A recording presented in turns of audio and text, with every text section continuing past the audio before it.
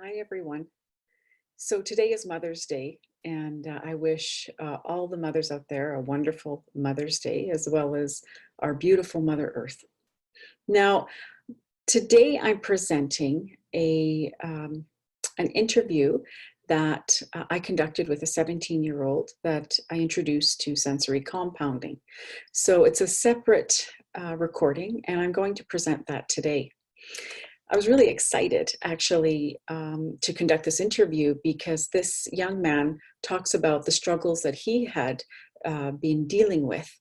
And he also discusses how sensory compounding actually helped him deal with some of these concerns that he was presenting with. So I hope that as you listen, that you'll feel as inspired as I was in terms of listening to his story. So I hope you enjoy, and please share this, like and share, and for anyone else that maybe could benefit from sensory compounding. Thank you. All right, so today is June 1st, and we're actually in my clinic. And one of my clients is willing, a 17-year-old who's been struggling with obsessive tendencies, is willing to talk a little bit about his experience with sensory compounding therapy. All right, so I guess I can go start with you. What has it been like with the sensory compounding therapy? Tell me a little bit about that experience. It's just helped reduce my anxiety surrounding my rituals and my routines and sort of the intrusive thoughts that I had before coming to the therapy. Like finding my safe space and being able to control these thoughts have helped me sort of improve my not only my like schooling, being a teenager in high school, but also my sleep and just my general day-to-day life and my mood has Yeah. also been improved. Because I remember when you first came to see me after we did our first session, you were like blown away. Yeah, because just talking about it and just being able to create that safe space also took off the burden that I had keeping this problem to myself Yeah. for all those years. Yeah.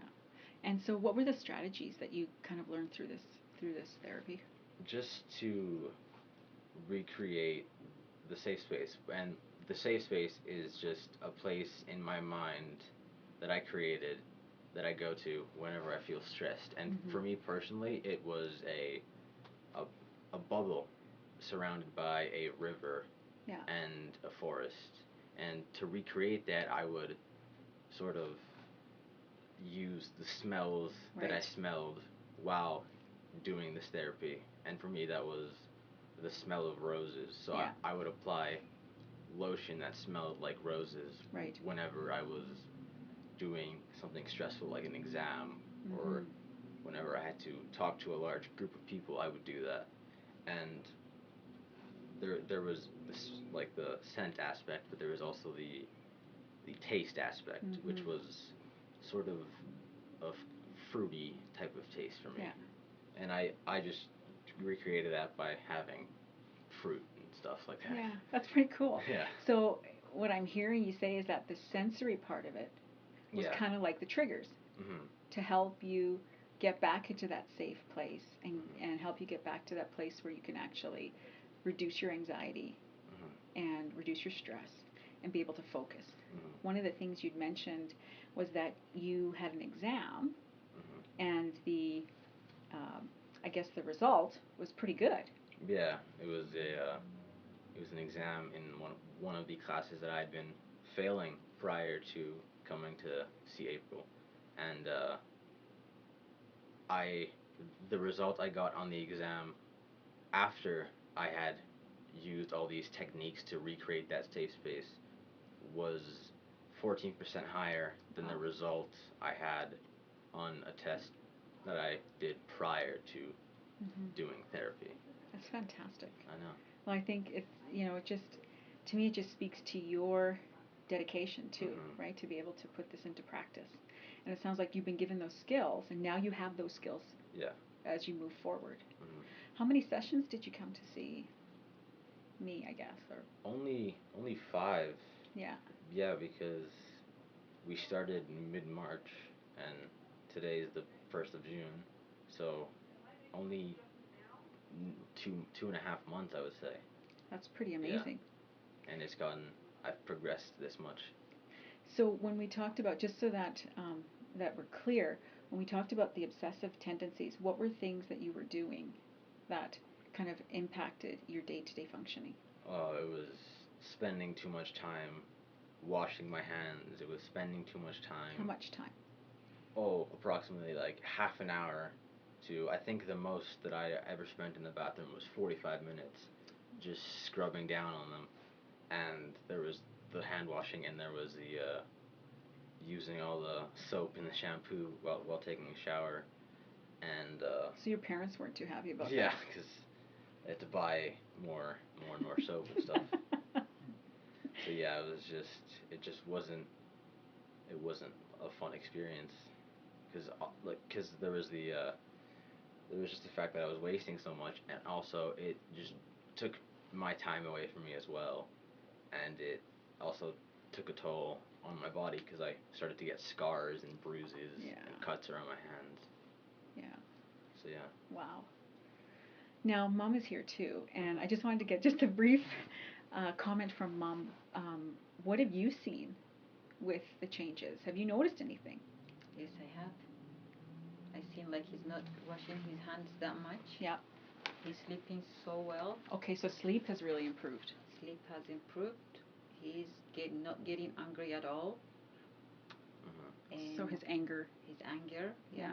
He's not as angry. Because of a big aspect of OCD is just the anger that comes with doing these routines and over again, and thinking that like something is wrong with you, or you're weird, or you're the only one that does this. Yeah. So yeah, doing the or recreating the safe space and sort of doing these sessions in therapy have reduced the anger I feel towards myself.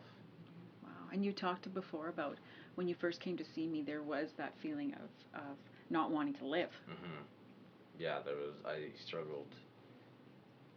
struggled a lot with suicide, and I thought that there was like I was worthless because of like what I was doing and how badly I was failing in life. And I I, I wouldn't say I'm 100% out of that because we've only done 5 sessions, but it's also improved a lot. Like I haven't had a thought that violent or that like suicidal in a very long time, and that's wonderful because I don't like thinking that stuff, Yeah. obviously, because I would never want to do that to my family. And it's just yeah, it just helps me keep a peace of mind. Wow. Wow. So pretty impressive, Mom. It is impressive. Yeah. Well, thanks. Impressive. We're Thanks. so happy. Yeah, I'm so glad to hear that, we've been able to support through this process. And thanks again for just No, doing thank this you to you. and Thank you very yeah, much. and talking a little bit about your experience. I think it's going to help a lot of teenagers out there, and a lot of Yeah. people that do struggle with, with some of Uh-huh. these issues. Because there's just a feeling of, oh, this is just happening to me. There's no one else that feels this way, and I'm weird because of it.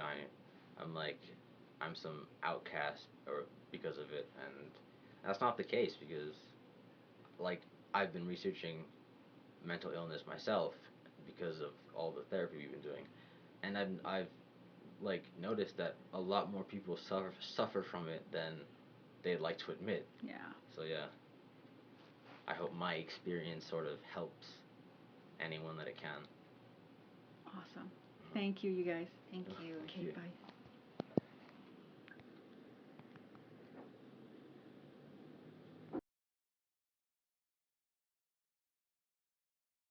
Well, I hope you found that interview as inspiring as I did in conducting it. Um, if you have any questions at all about sensory compounding, please feel free to send me a message through my YouTube channel Or you can also connect with me via Instagram at the Sensory Compounding Workbook. And I also have a Facebook account as well, the Sensory Compounding Workbook. So please reach out if this is something that you would like more information on. And again, thank you for listening. And please like, share, and subscribe. Take care.